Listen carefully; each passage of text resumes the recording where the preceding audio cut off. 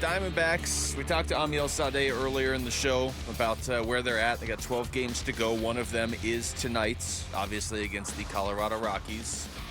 This is Torey Lovello, Wolf, after last night's game. I just think overall, it started out well enough. The day was wonderful, and then we didn't play our type of game moving forward. You know, we got to play hard on both sides of the ball for 27 outs, and we do that. We're just fine. We made some mistakes. They're identifiable. We'll talk about them, coach them up, and come out and try and play another great game tomorrow. It was not D-backs baseball last night, and that's fine. It's 1 out of 162 games, but it was also 1 out of 13 games they have left. So then all of a sudden those percentages changed considerably if you look at it as 1 out of 13 games. Yeah, the thing that, and we've already talked about this a little bit, but I just have to say it because it really bothered me. The thing that really stood out to me was the fact that you had the number one scoring team in all of baseball in terms of scoring runs. Would you say that is a big metric right there? And it's not even close. Seems fairly relevant. We've continued to talk about this over and over and over again, yet at the same time, you went up to Coors Field. You've scored 822 runs at this point in time, just dwarfing everyone. By way of example, the Padres are 105 runs behind you and how many runs they've scored.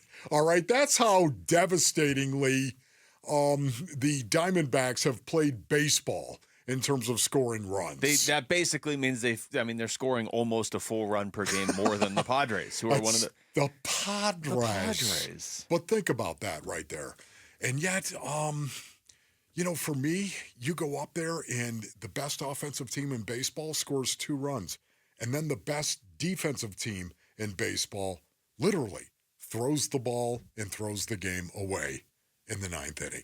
Jerry Perdomo has been awesome, right? I mean, what it just lights out in terms of being a shortstop who fields his position and, of course, helps out at the dish. Their season, and I'm not saying it's because of just this, but if you just look at like when they started winning, when they were losing and when they started winning, it really coincides with Geraldo Perdomo coming back to the lineup. It's a great way of saying it. He does so many little things. You want to talk about a glue guy? That is a glue guy. Yeah, he's a glue guy. It sounds like we need to get to the Academy on this and see if they want to vote on some defense. That is a awards. glue guy right there. But you know what? Do you think they're going to get into the postseason? Is that really a question right now? Yes, is the answer to that. Yes. I do believe they're going to get in, but can I also say right now, it's a legitimate conversation to have in regard to if they get in. So I did some research on this, not like to the level of Vince, who was like going through every Colorado Rockies game ever and pulling stats. That's because his head is massive. See, his brain is big, Vinny. Just sit down with an abacus and put this together, but.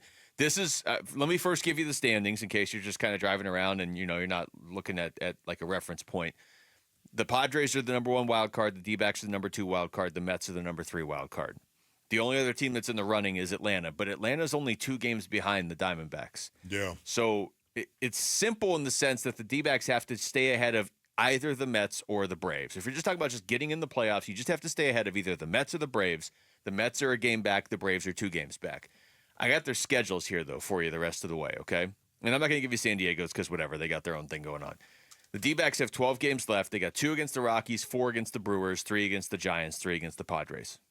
That's your quote, easy games are right now, last night, tonight, tomorrow afternoon.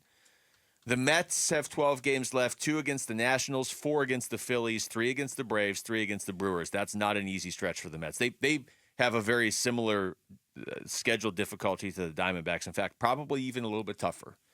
And then the Braves have 12 left. They have 3 against the Reds, Marlins, Mets, and Royals, 3 each. So they probably have the easiest schedule left of the 3. Yeah. And yet all I can think of are the Arizona Diamondbacks. And to me, it's about them. It's all about them and how they play the rest of the way. I honestly believe that. Well, that's true, because if they sneak in not playing well, they probably won't go anywhere in the playoffs anyway. Exactly. Yeah. And not only that, too, why do you think this?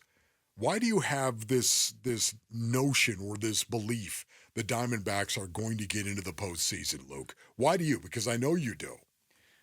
Well, I don't want to say because of the talent level, because these other teams have talent too, but it is kind of the talent level. I don't feel like we've seen the Diamondbacks' best baseball this season, but I say that knowing there was a 2-month stretch where they basically didn't lose a series, but we haven't seen them at full strength, and now they are basically at full strength. Yeah, I've talked about this before, and we've had many conversations about it, but it is the truth. The rotation of this team, the Arizona Diamondbacks, the rotation is my biggest concern and my biggest comfort. Does that make sense? I'm this serious. Season it does, actually. I know that everyone talks about the bullpen, and I understand why you're talking about the bullpen. I get that. But you stop and think about the rotation that Mike Hazen put together in the offseason. And we were like, give me the flag. Because I'm going to wear it. There it is. Yes. Are you kidding me, Mike Hazen? The freaky Mike Hazen went out and said, not only are we going to sign Eduardo Rodriguez to a 4-year contract, but we're also going to sign Jordan Montgomery.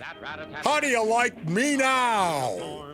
And, honestly, the freaky Mike Hazen, it was masterful. And I thought the Arizona Diamondbacks are in the conversation for having the best rotation in baseball. I think that is totally a legit thing to say, and it was. And yet right now, if there is one element of a baseball team that has underperformed for the Arizona Diamondbacks, it's been the rotation. Now listen, there's been a lot of reasons why, right? Injury. It's been all banged up. We know that. Injury has been a big concern with that rotation. But also, too, just Jordan Montgomery underperformed my expectation in a big-time way. Erod underperformed and has. Now, I understand he's still in the process of coming back. Funny you bring those two names But up. at what time? What? Well, because I'm just looking, they got 12 games left in the regular season.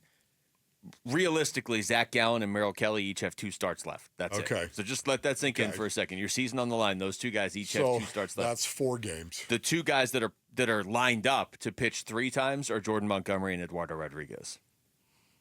So you know what? I love that. Do you?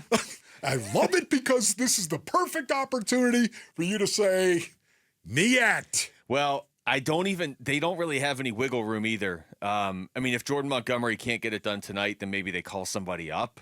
But as far as you can move things around, maybe try and get Gallen an additional start. Not really. They only have 1 day off, so even if they wanted to kind of bump somebody out of the rotation, it would just mean an additional start for Brandon Pfaadt.